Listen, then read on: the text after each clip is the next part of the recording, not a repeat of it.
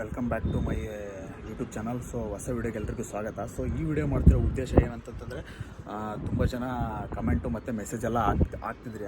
ಏನಂತಂದರೆ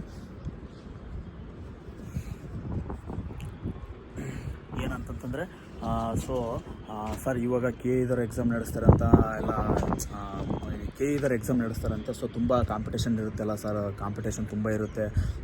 exam clear ಮಾಡೋದು ಹೆಂಗೆ, ನಮ್ಮ ಕೈಲಿ ಆಗುತ್ತೋ ಇಲ್ಲೋ, ಏನು ಮಾಡೋದು ಗೊತ್ತಾಗ್ತಿಲ್ಲ ಅಂತ ತುಂಬ ಜನ ಕಮೆಂಟು ಮತ್ತು ಮೆಸೇಜೆಲ್ಲ ಹಾಕ್ತಿದ್ರಿ. ಸೊ ನಾನು ಹೇಳ್ತಿರೋದು ಏನಂತಂದರೆ, ಈ ಸರ್ತಿ ಕಾಂಪಿಟೇಷನ್ನೇ ಇಲ್ಲ, ಖಂಡಿತ ಕಾಂಪಿಟೇಷನ್ನೇ ಇಲ್ಲ. ಯಾಕಂತಂದರೆ ಸೊ ನೀವು ಫಸ್ಟು ಒಂದು ಮೈಂಡ್ ಸೆಟ್ನ ಮಾಡ್ಕೊಳ್ಳಿ. ಏನಂತಂದರೆ ಕಾಂಪಿಟೇಷನ್ ಇದೆ ಅಂತ ಅನ್ಕೊತ ಹೋದರೆ ಹಂಗೆ ಕಾಂಪಿಟೇಷನ್ ಇದೆ ಅಂತಲೇ ನಿಮ್ಮ ಮೈಂಡಲ್ಲಿ ಹಂಗೆ ಬರುತ್ತೆ. ಸೊ ನಾನು ಹೇಳ್ತಿರೋದು ಏನಂತಂದರೆ, KE ಎಕ್ಸಾಮ್ ಮಾಡಿಸೋದು ಏನು ಮಾಡ್ತಾರೆ ಗೊತ್ತಾ, KSP ಇರೋ ಎಕ್ಸಾಮ್ ನಡೆಸ್ತಾರಲ್ಲ, ಅದಕ್ಕಿಂತ ಸ್ವಲ್ಪ ಡಿಫಿಕಲ್ಟಿ. ಅಂದರೆ ಅವರು ಡೈರೆಕ್ಟ್ ಕ್ವಶನ್ಸ್ ಜಾಸ್ತಿ ಕೇಳಿದರೆ, ಇವರು ಒಂಚೂರು ಅನಲೈಸಿಸ್ ಮಾಡಿ ಕೇಳಿರ್ತಾನೆ. ಅಂದರೆ ಒಂಥರ ಹೇಳಿಕೆ ಟೈಪ್ ಕ್ವಶನ್ಸು ಕೇಳಿರ್ತಾನೆ. ನೀವು KE ಹಳೆಯ ಕ್ವಶನ್ ಪೇಪರ್ ಏನಾದರೂ ನೋಡಿದರೆ ಗೊತ್ತಾಗ್ತದೆ. ಸೊ ಆ ಥರ ಕ್ವಶನ್ ಪೇಪರ್ನ ಕೇಳಿರ್ತಾನೆ. ಅದು ಒಂದು ಬಿಟ್ಟರೆ ಬೇರೆ ಏನು ಡಿಫಿಕಲ್ಟಿ ಇಲ್ಲ. ಈಗ ಕಾಂಪಿಟೇಷನ್ ಜಾಸ್ತಿ ಇದೆ ಅಂತಂದರೆ ಎಲ್ರಿಗೂ ಕಾಂಪಿಟೇಷನ್ ಇದೆ, ನಿನಗೊಬ್ಬನಿಗೆ ಅಲ್ಲ ಅಥವಾ ನನಗೊಬ್ಬನಿಗೆ ಅಲ್ವಾ. ಸೊ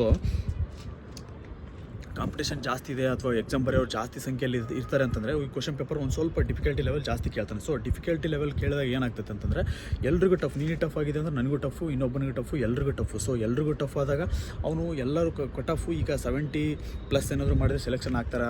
KSP ಎಕ್ಸಾಮ್ನಾಗ 70+ ಮಾಡಿದರೆ ಆಲ್ಮೋಸ್ಟ್ ಇಷ್ಟು ವರ್ಷದ ಕಟಫ್ ಎಲ್ಲ ನೋಡಿದರೆ ಸೆಲೆಕ್ಷನ್ ಆಗೋ ಚಾನ್ಸಸ್ ತುಂಬ ಇರ್ತದೆ. ಸೊ ಈ ಸರ್ತಿ KE ತೆಗೆದ್ರೆ ಸ್ವಲ್ಪ ಕಟಫ್ ಕಡಿಮೆ ನಿಲ್ತದೆ ಅಷ್ಟೇ.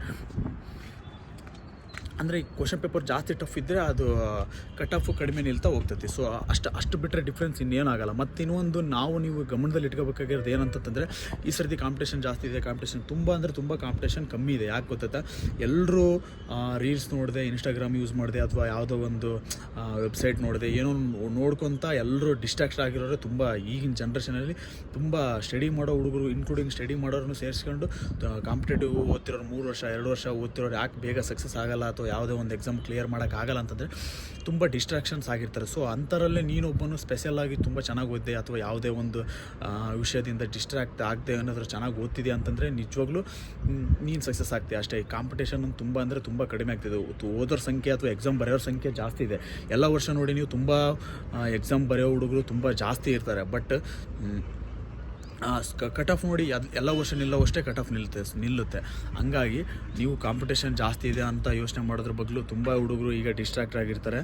ನಾನು ಈಗ ಚೆನ್ನಾಗಿ ಓದ್ತಿದ್ದೀನಿ, ಚೆನ್ನಾಗಿ ಓದಬೇಕು ಅಂತ ಯೋಚನೆ ಮಾಡ್ಬಿಟ್ಟು ಚೆನ್ನಾಗಿ ಓದಲಿಕ್ಕೆ ಸ್ಟಾರ್ಟ್ ಮಾಡಿ. 100% ನೀವು ಅದು ಎಂಥ ಕಾಂಪಿಟೇಷನ್ ಇದ್ರೂ ಕೂಡ ಕ್ಲಿಯರ್ ಆಗ್ತದೆ ಅಂತ ನಾನು ಹೇಳ್ತಿದ್ದೀನಿ.